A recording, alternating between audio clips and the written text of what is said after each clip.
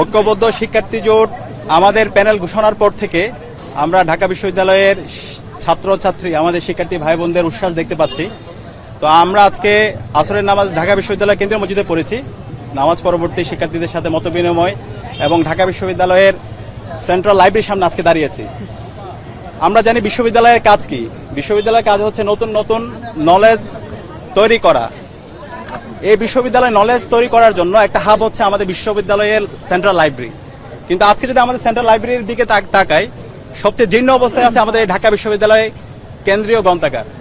আমরা যদি বিশ্বের দিকে তাকাই, বিশ্বের অক্সফোর্ড, হার্ভার্ড, কেমব্রিজ থেকে শুরু করে যত বড় বড় বিশ্ববিদ্যালয়গুলো আছে, সেই বিশ্ববিদ্যালয়গুলো তাদের সবচেয়ে বেশি বাজেট থাকে লাইব্রেরিগুলোতে গবেষণার ক্ষেত্রে। কিন্তু আজকে যদি আমরা দেখি আমাদের ঢাকা বিশ্ববিদ্যালয়ে মোট বাজেটের মাত্র এই বছর সবচেয়ে বেশি 2% মতো বাজেটে দেওয়া হয়েছে, যেখানে অন্যান্য বিশ্বে যদি আমরা দেখি প্রায় 20% অধিক এই গবেষণা খাতে দেওয়া হয়। এবং এই আমাদের গ্রন্থাগারে যদি দেখি, গ্রন্থাগারে এখানে আসন সংকট আছে, এখানে যে আর্কাইভ আছে সেই আর্কাইভগুলো ঠিক মতো করা হয় না। ডিজাইন, এলিগেন্স, বিউটি, সেরা পণ্য সবার জন্য জেভিকো। আমরা যারা শিক্ষার্থীরা আছি, আমরা যদি বই আনতে যাই, এখানে বইটাকে গুপ্তধনের মতো করে রাখা হয়েছে। বইটা নেওয়ার জন্য শিক্ষার্থীরা বই যে হলে নিয়ে যাব, সেই প্রসেসগুলো আমলাতান্ত্রিক এত বেশি জটিলতা, কেউ বই নিয়ে যায় না। বই যেখানে আছে সবগুলো এখানে থেকে গেছে। পাশাপাশি আর্কাইভ সেকশনের যে অ্যাক্টিভিটিগুলো, সেই আর্কাইভ সেকশনে যাওয়ার জন্য বিশাল আমলাতান্ত্রিক জটিলতা। তো এই সব কিছু আমাদের ঐক্যবদ্ধ শিক্ষার্থী জোটের যে প্যানেল তৈরি হয়েছে, আমরা শিক্ষার্থীদের ম্যান্ডেট নিয়ে আমরা বিজয়ী হয়ে আসার পরে ইনশাল্লাহ আমাদের এই পুরো সেন্ট্রাল লাইব্রেরিকে আমরা আমূল পরিবর্তন করবো ইনশাল্লাহ।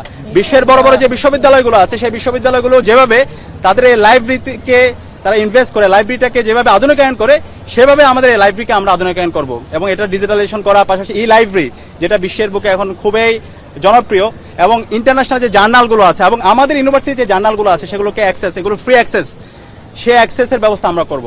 তো সবাইকে অসংখ্য ধন্যবাদ। এবং এর পাশাপাশি আমরা যে অ্যাক্টিভিটিগুলো করছি, আমাদের গত 1 বছর এবং জুলাই আন্দোলন, আমাদের এখানে যারা ঐক্যবদ্ধ শিক্ষার্থী জোটের আমরা প্যানেলের যারা ক্যান্ডিডেটরা আছি, আমাদের লিডারশিপ কোয়ালিটি, আমাদের কম্পিটেন্সি, আমাদের অনেস্টি, আমাদের ইন্টিগ্রিটি, সেটাকে দেখে অনেক আমাদের বন্ধুপ্রতিম অথবা প্রতিপক্ষরা তারা আমাদেরকে আদর্শিকভাবে আমাদের কাজের মাধ্যমে, মেধার মাধ্যমে তারা আমাদেরকে মোকাবেলা করতে না পেরে তারা ক্রমাগত আমাদের বিরুদ্ধে প্রপাগান্ডা করছে, আমাদের বোনদের বিরুদ্ধে সাইবার বুলিং করছে। আমরা সবাইকে আহ্বান করছি, আসেন এই ধরনের কাদা ছড়ি আমরা বন্ধ করি, আমরা প্রতিযোগিতা করি, আমরা মেধার চর্চা করি, আমরা আইডিয়ার প্রতিযোগিতা করি, আমরা শিক্ষার্থীদেরকে আমরা আগামী ঢাকা বিশ্ববিদ্যালয় কেমন বিনির্মাণ করতে চাই সেই আইডিয়াগুলো আমরা বিশ্ববিদ্যালয়ের শিক্ষার্থীদের সামনে আমরা পেশ করি।